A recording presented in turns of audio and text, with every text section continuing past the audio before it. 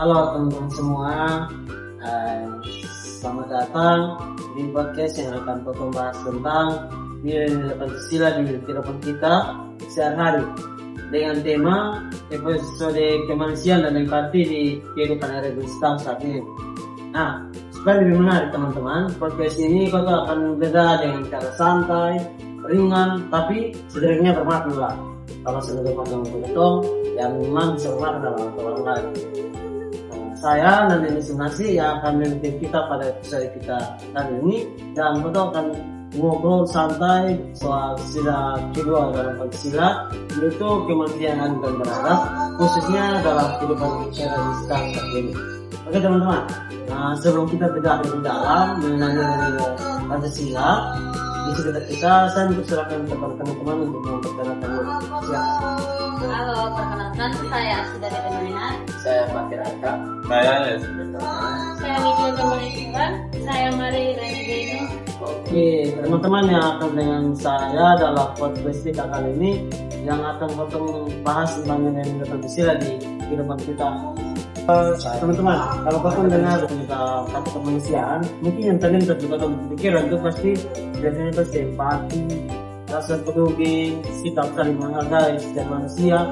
Nah, dalam sila kedua dalam Pancasila mengajarkan kepada kita setiap manusia, ternyata setiap manusia ini punya martabat yang sama tanpa melihat baik suku, agama, ras, status sosial dan pendapat.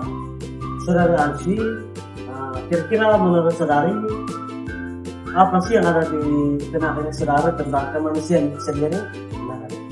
Baik, kalau menurut saya tadi, kemanusiaan itu soal bagaimana kita memperlakukan orang lain menjadi artinya kita sadar kalau setiap orang memiliki perasaan dan pantas dihargai.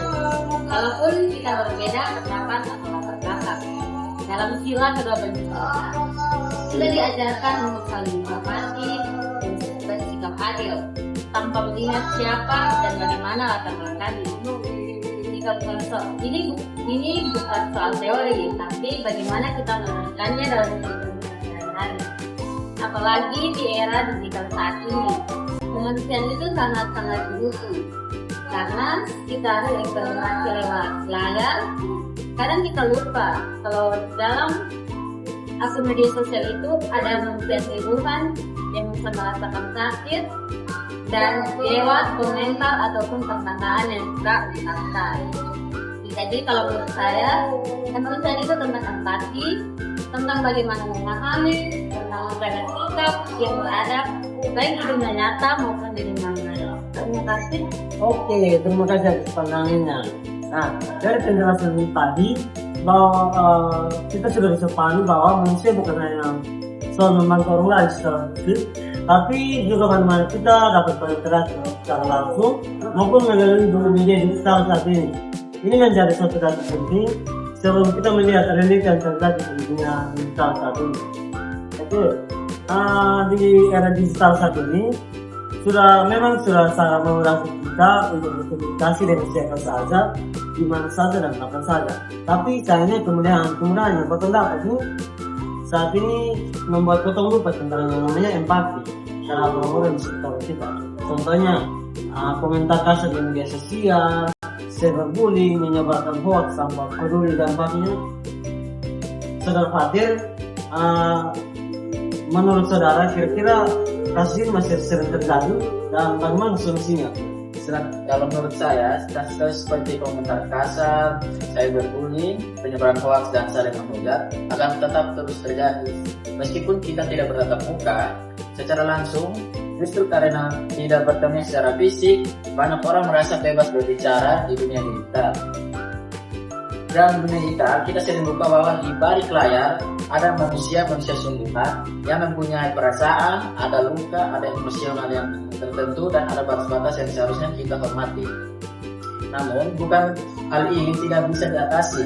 Solusinya harus dimulai dari diri kita sendiri, seperti mengontrol emosi, menyaring informasi sebelum membagikan, dan berpikir kritis dan menghargai perbedaan pendapat tanpa harus menghujat. Menurut saya seperti itu. Oke, terima kasih penjelasannya. Nah, dari penjelasan tadi dapat kita pahami juga kalau ternyata hal-hal seperti ini masih terjadi dalam kehidupan kita. Namun semuanya tergantung dari rasa empati yang tentunya sebagai manusia. Ternyata teman-teman, empati itu sangat sederhana, tapi dampaknya besar ya teman-teman. Empati itu berarti kita mau mendengarkan, mencoba memaksudkan orang lain, tidak langsung menghakimi secara sepihak. Nah, dalam dunia digital atau melihatnya dalam dunia digital yang terkenal saat ini, seperti berpikir seorang komentar atau penasaran, tidak ingin menyerap pengajar kebencian, menggunakan bahasa yang sopan dan manusiawi. Saudari Yen, dari beberapa contoh di atas yang telah saya sebutkan, kira-kira hal-hal seperti itu telah diterapkan di Kota Kupang atau di masyarakat. Kalau menurut saya, masyarakat di Kota Kupang rasanya sangat empati dan peduli secara langsung. Namun di dunia digital, tangan lebih cepat dari otak. Karena faktor emosi yang meluap, namun nilai-nilai yang di atas sudah mulai diterapkan, terutama oleh generasi muda yang lebih teredukasi ilustrasi digital. Tetapi untuk masyarakat umum Kota Kupang, kita masih butuh banyak belajar supaya kasih itu tidak cuma di mulut, tetapi juga di tingkah laku. Oke, terima kasih atas pandangannya. Nah, dari pandangan seperti itu, berarti sebagian dari masyarakat Kota Kupang ada yang sudah menerapkan empati dan rasa kemanusiaan, tapi masih banyak yang belum menerapkan rasa empati dalam kehidupan mereka sehari-hari. Nah, dari beberapa hal yang telah sudah bersama, ternyata nilai kemanusiaan ini tidak harus bukan dari hal besar. Ada beberapa hal kecil yang bisa terukur, bisa menurut pengalaman dalam silaturahmi Pancasila. Yang pertama, di era digital. Yang pertama, tidak menyajikan kesalahan teman di grup, atau yang kedua bisa teman yang sedang kesulitan secara mental. Nah, ketika kita memperlakukan hal seperti ini terhadap orang lain, secara tidak langsung kita sudah menunjukkan Pancasila tanpa hanya sekedar menghafal sama itu. Oke, saudara Lydia, dari contoh nyata yang kita temukan, kira-kira selain itu contoh nyata apa yang saudara lihat mengenai penerapan Pancasila di era digital? Baik, salah satu contoh nyata penerapan Pancasila di era digital yang bisa ambil contoh nyatanya adalah penggalangan bantuan melalui media sosial untuk korban bencana atau warga yang membutuhkan bantuan. Misalnya ketika terjadi banjir, kebakaran, atau ada keluarga yang kurang mampu dan membutuhkan biaya pengobatan. Masyarakat atau kita sebagai generasi muda bisa memanfaatkan media sosial seperti WA, Facebook, dan IG untuk menyebarkan informasi atau membuka donasi. Contoh konkretnya, bencana di Sumatera waktu itu, yang saya lihat kita sebagai mahasiswa membantu masyarakat dan berkeluarga dengan cara menggalang dana. Nah, kegiatan ini mengajarkan sikap peduli saling membantu sesama tanpa membedakan suku, ras, dan latar belakang sosial. Mungkin itu saja. Terima kasih atas pandangan. Berarti semua contoh yang telah disebutkan ternyata di era digital saat ini kemanusiaan masih tetap terus berjalan. Seringkali masih banyak kendala banyak yang dilakukan banyak. Nah, saudara Nelson, kira-kira dari semua kasus, semua penerapan, selalu berikan satu kasus yang sampai saat ini masih menyebar di era digital saat ini. Baik, menurut pendapat saya, contoh empati dan penerapan nilai kemanusiaan yang terjadi di masyarakat Kota Kupang dapat kita lihat dari respon masyarakat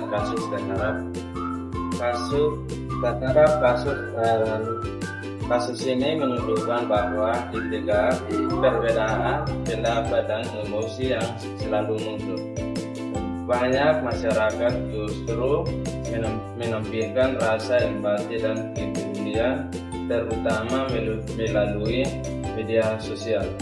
Banyak orang menyampaikan doa dukungan moral kepada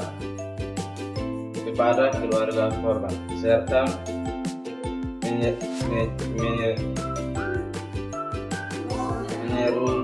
menyerukan agar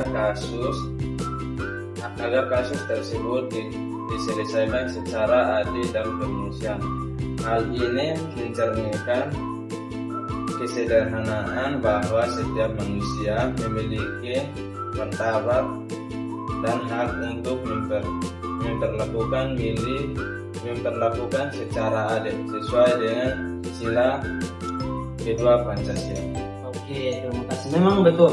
Sampai saat ini kasus ini memang masih sangat menyebalkan yang potong di era digital. Tentunya kasus Radar Dinamo yang baru saja disebut oleh saudara Nelson. Oke, teman-teman, dari semua kasus dan semua contoh penerapan Pancasila dengan sila kedua dalam era digital saat ini, coba potong mata anak kita. Silakan potong menjadi mahasiswa yang adil dan berharap di dunia digital saat ini. Atau kalau tanpa potong sadari potong sudah menyakiti hati orang lain dengan kata-kata. Sila kedua Pancasila mengatakan kepada potong bahwa teknologi bukan segera berkembang, tapi nilai kemanusiaan tidak boleh tertinggal. Nah, teman-teman, Pancasila ini bukan hanya ikut hafal satu cara, tapi bisa dipraktikkan dalam kehidupan kita sehari-hari, termasuk di layar ponsel kita. Saya Nalini Simnasi, pamit undur diri.